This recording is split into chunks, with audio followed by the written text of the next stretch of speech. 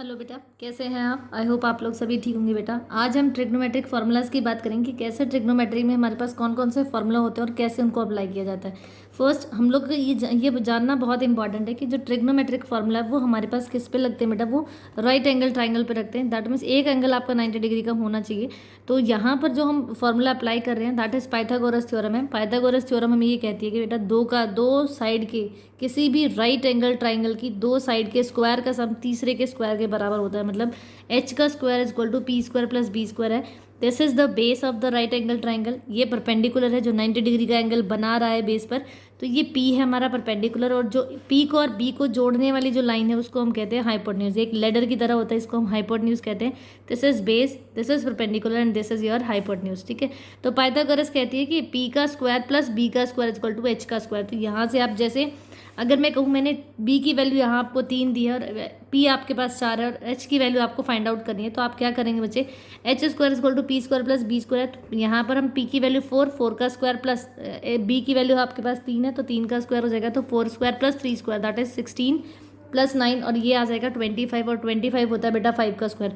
तो H square की value आई हमारे पास आई बेटा 5 स्क्वायर, दैट इज एच की वैल्यू आपके पास 5 निकल गई। तो इस तरीके से आप क्या निकाल सकते हैं? किसी भी साइड ऑफ द ट्राइंगल, जो राइट एंगल ट्राइंगल उसके साइड का आप मतलब की वैल्यू आप निकाल सकते हैं। अगर दो साइड की वैल्यू तो थर्ड साइड को आप इजीली फाइंड आउट कर सकते हैं। अब यहाँ से हमारे पास जो ट्रिग्नोमेट्रिक फार्मूलाज है उनकी बात करेंगे। हमारे पास पहला फार्मूला, देखो बेटा हमेशा में ये चीज़ याद रखनी है कि जहाँ पर 90 डिग्री बन रहा है, जहाँ पर राइट एंगल ट्राइंगल का राइट एंगल बन रहा है, उसके सामने वाला जो एंगल हम उसके ट्रिग्नोमेट्रिक रेशोज की हमेशा बात करते हैं। ठीक है, अगर मेरा दिस इज माई बेस और ये मेरा परपेंडिकुलर, तो इसके सामने का एंगल है ए। इस ए के रिस्पेक्ट में हम लोग अपने सारे एंगल ए के रिस्पेक्ट में अपने सारे ट्रिग्नोमेट्रिक जो रेशोज हैं उनको हम फाइंड आउट करने वाले। सबसे पहले हम बात करेंगे साइन ए। साइन ए होता है बेटा perpendicular upon hypotenuse. Perpendicular that is P upon H, hypotenuse is H, और यहाँ पर परपेंडिकुलर आपके पास बी सी है तो B C upon A B हो गया। Similarly B C upon A B हो गया। सेकेंड है कॉस ए। कॉस ये होता है बेटा, कॉस की वैल्यू होती है बेस अपॉन हाइपोटेन्यूज। पहले हमने परपेंडिकुलर अपॉन हाइपोटेन्यूज देखा साइन में, अब कॉस में होता है base upon hypotenuse that is A B. A C is the base, A C is the base and A B is the hypotenuse. तो A C upon A B आपकी value आ जाएगी।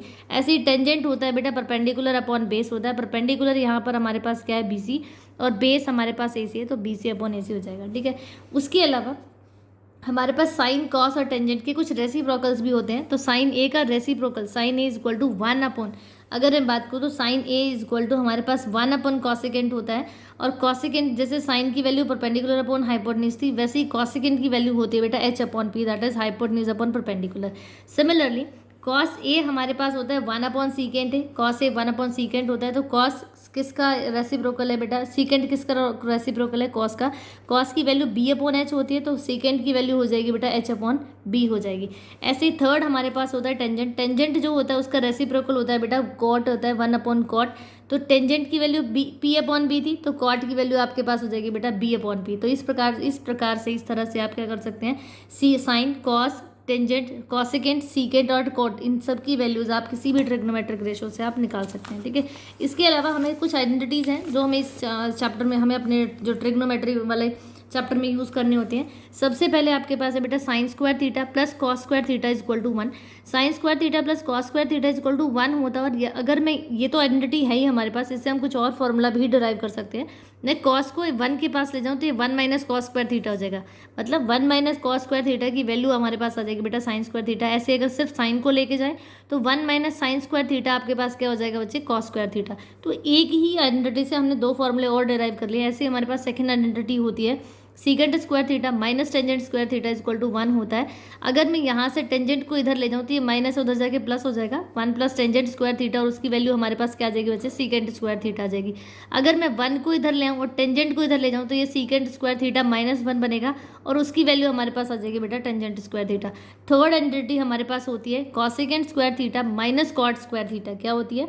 Cosecant square theta minus cot square theta is equal to 1 होती है। देखो ये तीनों ही identities में कह रही हूँ, आइडेंटिटी मतलब तीनों की वैल्यू क्या होती है? 1 होती है। Cosecant square theta minus cot square theta is equal to 1 होता है। अगर मैं कॉट को इधर ले जाऊँ तो कॉसिकेंट स्क्वायर थीटा की वैल्यू मेरे पास आएगी बेटा 1 प्लस कॉट स्क्वायर थीटा। ठीक है, सिमिलरली मैं 1 को यहाँ ले आऊँ और कॉट को इधर ले जाऊँ तो मेरे पास कॉट स्क्वायर थीटा की वैल्यू आ जाएगी कॉसिकेंट स्क्वायर थीटा माइनस 1।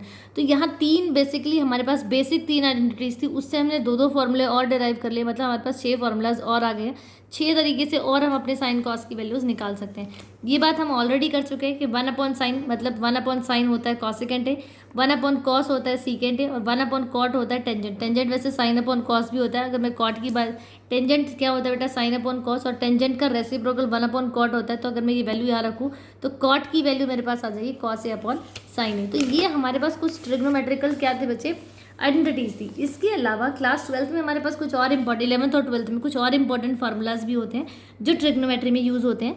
जैसे sin A+B क्या है, sin A+B की वैल्यू होती है sin A into cos B plus cos A into sin B। आपको याद रखना है कि साइन प्लस है तो यहाँ बीच में भी प्लस आने वाला है। तो sin A+B की value sin A into cos B plus cos A into sin B होती है। ऐसे ही cos A+B की वैल्यू होती है बेटा cos A into cos B minus sin A into sin B। ठीक है, थर्ड आपके पास है sin A-B। यहाँ देखो ये माइनस है बीच में, तो यहाँ पर भी माइनस है। आपको याद रखना कॉस में अगर यहाँ प्लस है तो माइनस, और साइन में अगर प्लस है तो प्लस, और माइनस है तो माइनस। लेकिन कॉस में उल्टा होता है, कॉस में प्लस है तो माइनस आएगा, माइनस है तो प्लस आएगा। तो sin A-B की वैल्यू होती है sin A into cos B minus cos A into sin B। ऐसे ही cos A-B की वैल्यू हमारे पास होती है बेटा cos A into cos B plus sin A into sin B।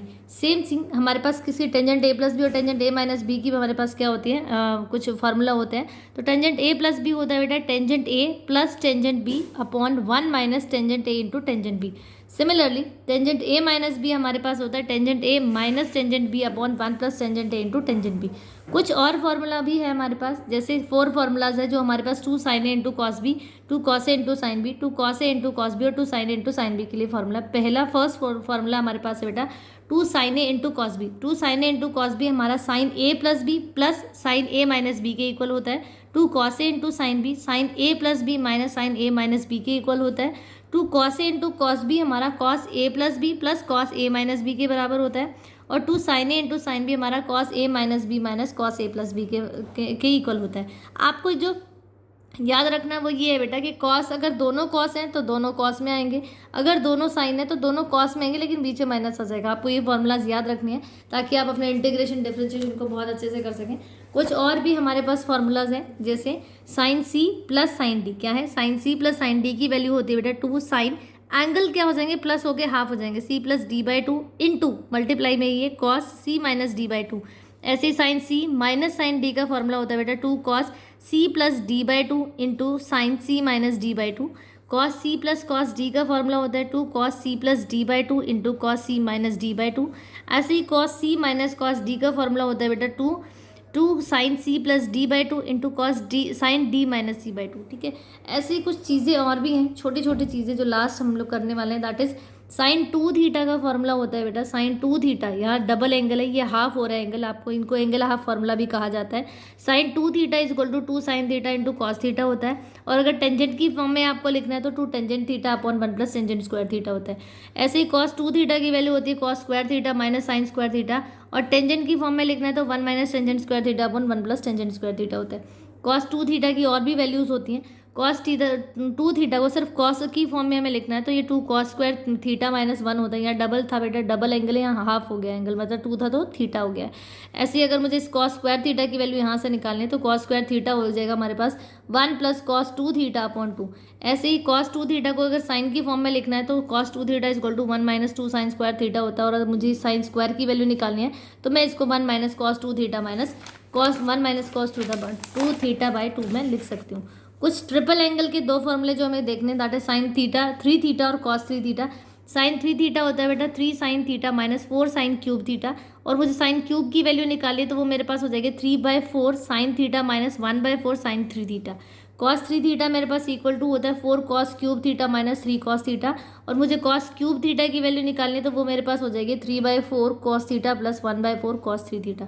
तो ये कुछ हमारे पास फॉर्मूले थे जो आपके डिफरेंशिएशन, इंटीग्रेशन और डिफरेंशियल इक्वेशंस में यूज़ होने वाले हैं। इवन आपकी 11th क्लास में तो बहुत जगह यूज़ होते हैं, आपके पूरे ट्रिग्नोमेट्री में ये फार्मूला चलते हैं। आई होप आपको आज की क्लास समझ आई होगी बेटा। ये फार्मूलाज थे, बेसिक फार्मूलाज थे जो आपको करने ही करने हैं, सो दैट आप अपनी जो क्वेश्चन उनको स्मूथली कर सकें। चलिए, थैंक यू। अगर आपने अभी तक मेरे चैनल को सब्सक्राइब नहीं किया है तो please subscribe my channel. Thank you.